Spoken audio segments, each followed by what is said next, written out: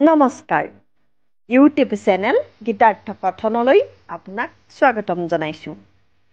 শ্ৰীমদ ভগৱদ গীতা ভগৱান শ্ৰীকৃষ্ণৰ স্বমুখনিসৃত বাণীৰূপে পৰিচিত সমস্ত হিন্দু শাস্ত্ৰৰ সাৰ, পৃথিৱীৰ প্ৰায় সমস্ত ভাষালৈ অনুদিত সৰ্বাধিক জনপ্ৰিয় এই গ্ৰন্থভাগীৰ এটি সৰল অনুবাদ এই চেনেলটোৰ মাধ্যমেৰে উপস্থাপন কৰিব বিচাৰিছোঁ।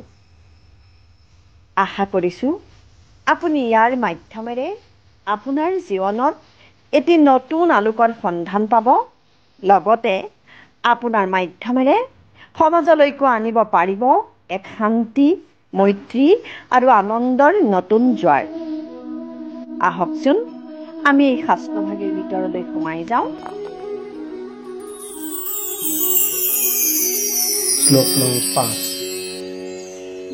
ধৃষ্টকেতু স্বেকিতানঃ কাশীৰাজসঃ বীৰ্যবানঃ পুৰোজিত কুন্তিভোজস্য শৈবস্য নৰপুঙ্গবঃ।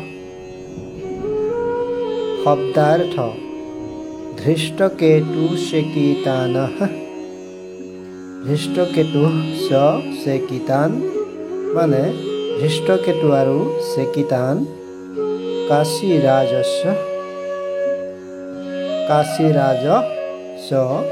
মানে আৰু কাশীৰাজ বীৰ্যৱান মহাশক্তিশালী পুৰোজিত অৰ্থাৎ পুৰোজিত নামৰ বীৰ কুন্তিভোজ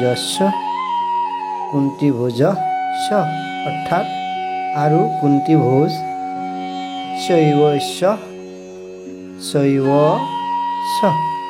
মানে আৰু শৈব নৰপুঙ্গৱ মনুষ্যসকলৰ ভিতৰত শ্ৰেষ্ঠ। সৰলাৰ্থ এই সৈন্যসকলৰ ভিতৰত ধৃষ্টকেতু আৰু স্বেকিতান, মহাশক্তিশালী কাশীৰাজ, পুৰোজিত আৰু কুন্তিভোজ নামৰ দুই ভাতৃ আৰু মানুহৰ ভিতৰত শ্ৰেষ্ঠ শৈবও আছে। সৰল পদ্য ভাঙনি ধৃষ্টকেতু আৰু স্বেকিতান আদি কাশীৰাজ বীৰবৰ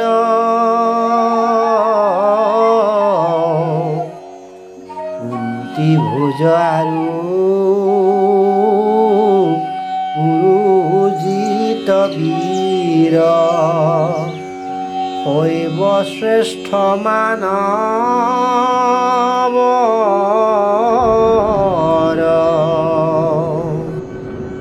শ্লোক নং 6 युधा मनुष्य विक्रांत उत्तमौजास्य वीर्यवान् सौभद्रो द्रौपदेयस्य सर्व एव महारथः।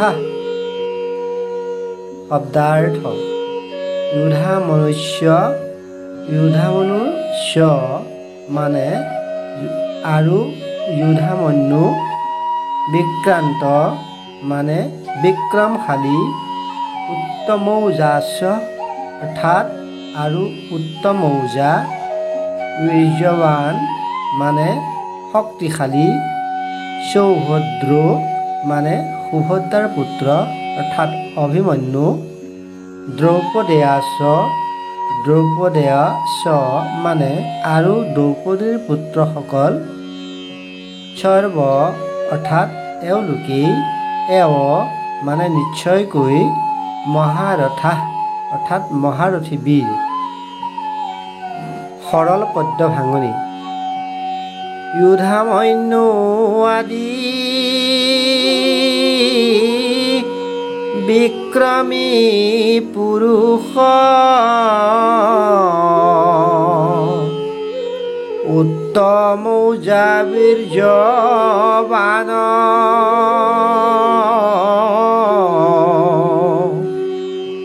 ভৈলা সমবেত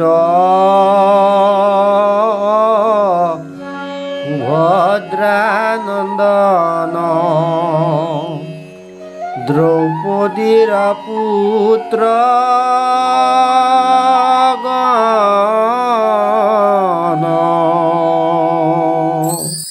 ভাগৰ সৰল ব্যাখ্যা।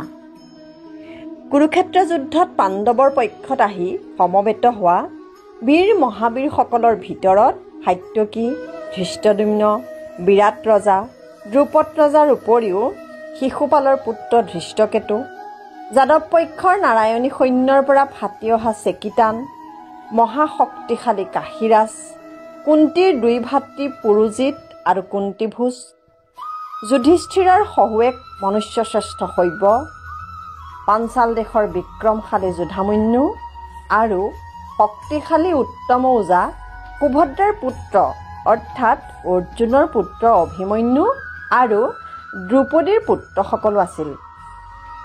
এইসকল যোদ্ধাই মহাৰথী আছিল। উপৰোক্ত 4, 5 আৰু 6 নং শ্লোকত গীতাৰ ৰচকে পাণ্ডৱ পক্ষত আহি কৌৰৱৰ বিপক্ষে যুদ্ধ কৰিবৰ বাবে সমবেত হোৱা ৰথী, মহাৰথী তথা বিক্ৰমশালী শক্তিমান যোদ্ধাসকলৰ কেইজনমান উল্লেখযোগ্য যোদ্ধাৰ বিৱৰণ দাঙি ধৰিছে। পাণ্ডৱৰ 5 জনৰ বিৱৰণ ইয়াত নাই। এই যোদ্ধাসকলৰ ভিতৰত যুযুধান অৰ্থাৎ সাত্যকী, ধৃষ্টদ্যুম্ন, বিৰাটৰ ৰজা আৰু দ্ৰৌপদ ৰজাৰ বৰ্ণনা 4 নং শ্লোকত দিয়া হৈছে। ইয়াৰ ভিতৰত ধৃষ্টদ্যুম্নৰ পিতৃ দ্ৰুপদৰ ৰজা দ্ৰোণাচাৰ্যৰ হাতত যুদ্ধত মৃত্যুমুখত পৰে। যুযুধান তথা সাত্যকী মহাভাৰতৰ যুদ্ধত মৰা নাছিল। পাছত প্ৰভাস তীৰ্থত যদুবংশ ধ্বংস হওঁতে তাতহে তেওঁৰ মৃত্যু হৈছিল। ধৃষ্টকেতু আছিল শিশুপালৰ পুত্ৰ। এওঁৰ পিতৃ শিশুপালক শ্ৰীকৃষ্ণই হত্যা কৰিছিল যদিও তেওঁ শ্ৰীকৃষ্ণৰ অৰ্থাৎ পাণ্ডৱৰ পক্ষতহে যুদ্ধত অংশ লৈছিল। যুদ্ধত তেওঁ দ্ৰোণাচাৰ্যৰ হাতত হত হৈছিল। পাণ্ডৱ পক্ষত সাত্যকীৰ উপৰিও যাদৱসকলৰ পক্ষৰ পৰা আহি অৰ্থাৎ নাৰায়ণী সৈন্যৰ পৰা যুদ্ধত যোগদান কৰা আন এজন বীৰ আছিল চেকিতান। দুৰ্যোধনৰ হাতত এওঁৰ মৃত্যু হৈছিল। কাশীৰ ৰজা বৰ শক্তিমান আছিল। কুৰুক্ষেত্ৰত এওঁৰো মৃত্যু হৈছিল। পুৰুজিত আৰু কুন্তীভোজ আছিল কুন্তীৰ ভাতৃ তথা পাণ্ডৱৰ মোমায়েক। যুদ্ধত এওঁলোক দুজনেই দ্ৰোণাচাৰ্যৰ হাতত মৃত্যুমুখত পৰিছিল। আনহাতে শৈব্য আছিল যুধিষ্ঠিৰৰ শহুৱেক। পাঞ্চাল প্ৰদেশৰ অৰ্থাৎ দ্ৰৌপদীৰ দেশৰ পৰা 2 জন বিক্ৰমশালী আৰু শক্তিমান যোদ্ধাই পাণ্ডৱৰ পক্ষত লগ লাগিছিলহি। এওঁলোক আছিল যুধামন্যু আৰু উত্তম ওজা। এওঁলোক অৰ্জুনৰ ৰথৰ চকা ৰক্ষা কৰাৰ দায়িত্বত নিযুক্ত হৈছিল। সৌভদ্ৰ মানে সুভদ্ৰাৰ পুত্ৰ অৰ্থাৎ অভিমন্যু। এই সুভদ্ৰা আছিল শ্ৰীকৃষ্ণৰ ভগ্নী আৰু অৰ্জুনৰ পত্নী।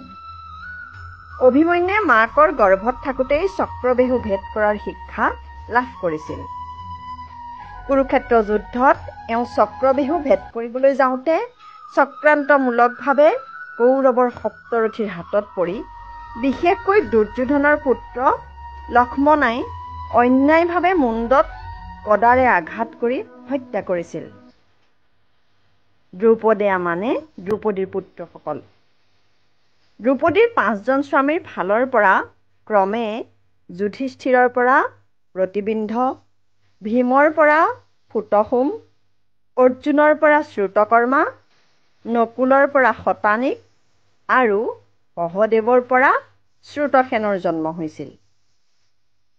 চেহেৰাত এওঁলোক নিজৰ দেউতাকহঁতৰ সৈতে অবিকল একেই আছিল। ৰাতি শিবিৰত শুই থকাৰ সময়ত অশ্বত্থামাই এওঁলোকক পঞ্চপাণ্ডৱ বুলি ভুলতে হত্যা কৰিছিল। গতিকে আপোনালোকে পিছৰ ভিডিঅ'সমূহ পাই থাকিবলৈ আমাৰ চেনেলটো ছাবস্ক্ৰাইব কৰি থ'ব আৰু লাইক, কমেণ্ট, শ্বেয়াৰ কৰিবলৈ নাপাহৰিব।